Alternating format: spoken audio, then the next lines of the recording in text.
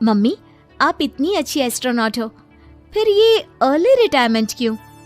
क्योंकि बचपन से मेरा बस एक ही सपना था, जिसके लिए मैंने लाइफ में बहुत कुछ खोया और छोड़ा। लेकिन अब इस अर्ली रिटायरमेंट के जरिए मैं बस तुम दोनों के साथ और पास रहकर बिना किसी हड़बड़ी की जिंदगी जीना चाहती हूँ। सास की बात सुनकर काजल मुस्कुराकर चली जाती है। उसी शाम ऑफिस से घर वापस आकर अजय अपनी मम्मी के पास बैठता है।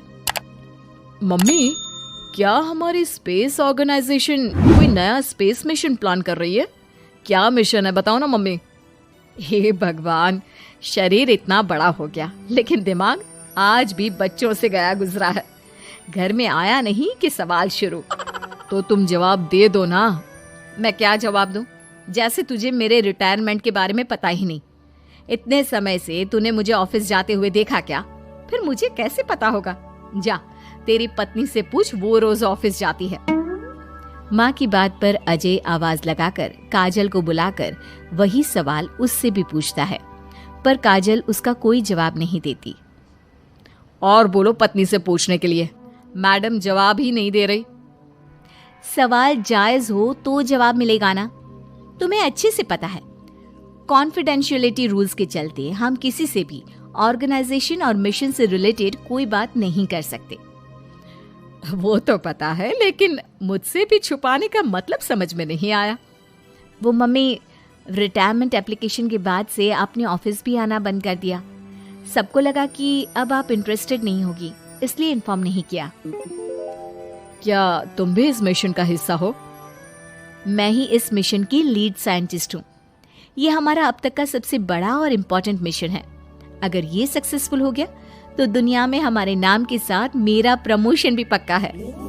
काजल की बात सुनकर दोनों माँ बेटे हैरान रह जाते हैं, लेकिन फिर सब साथ मिलकर सेलिब्रेट करते हैं। अब दिन बीतने लगते हैं। काजल स्पेस मिशन के चलते पहले से ज्यादा बिजी हो जाती है और देर तक ऑफिस में समय बिताने लगती है।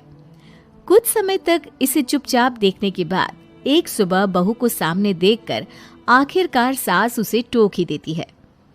आ रही हो या जा रही हो? भाई, हमें तो तुम्हारी शक्ल देखे लगता है सदियां बीत गई। मैडम कब आती है कब जाती है कुछ पता ही नहीं चलता। अरे ऐसा कौन सा मिशन है जिसने सुबह रात घर परिवार सब भुला दिया? मिशन तो मैंने भी बहुत देखे हैं और गई भी हूँ, पर ऐसा हाल कभी नहीं हुआ। मम्मी, मैं आपकी चिंता और गुस्सा समझ सकती हूँ, पर ये स्पेस मिशन आज तक के सभी मिशन से बहुत अलग है।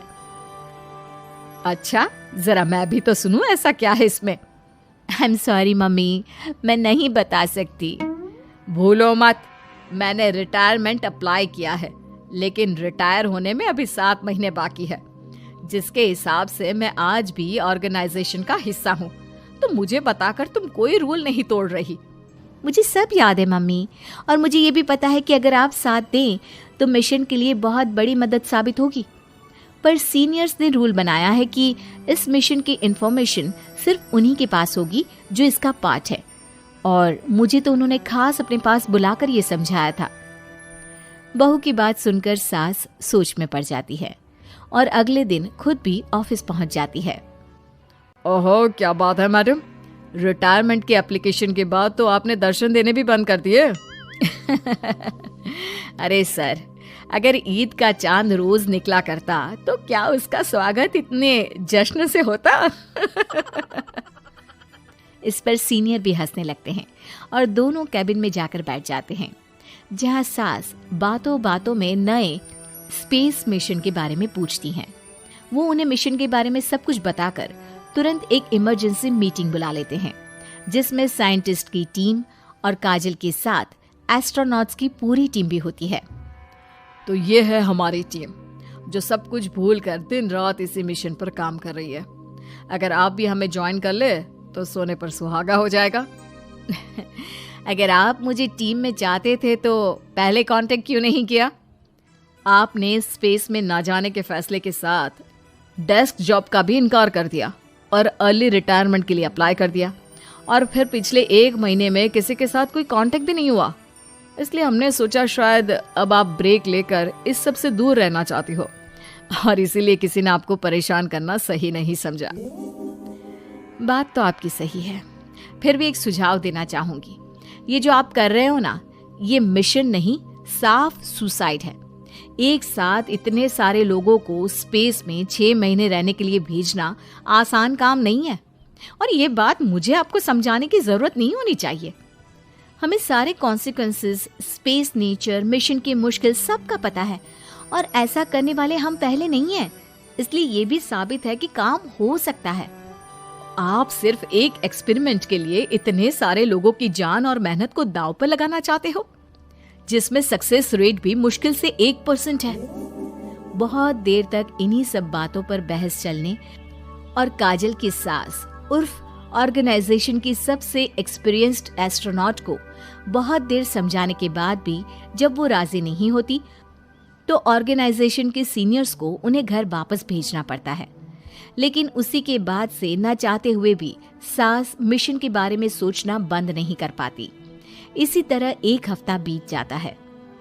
माँ, जब घर में बैठकर भी मिशन के बारे में ही सोचना है, तो इससे अच्छा है कि वहां जाकर इस सोच के जरिए उनकी मदद ही कर दो। उन्हें ऑफिस में नहीं, स्पेस में जाने के लिए मेरी जरूरत है। वो चाहते हैं कि मैं हेड एस्ट्रोनॉट बनकर बाकी सबके साथ स्पेस में जाऊं। वाओ, रिटायरमेंट से पहले आखिरी असाइनमेंट की तरह इससे अच्छा और क्या हो सकता है माँ? आपको हाँ बोल देना चाहिए। उस टीम में एक मेंबर काजल भी है। अगर हम दोनों ही चले जाएंगे तो तुम अकेले कैसे रहोगे? वहां से जिंदा वापस आने की कोई गारंटी नहीं बेटा। अब भी हमें भेजना चाहते हो क्या? जिस दिन से आपको पहली बार स्पेस में जाते देखा है, तभी से ये डर और पॉजिटिविटी दोनों साथ लेकर जीना सीख गया हूं।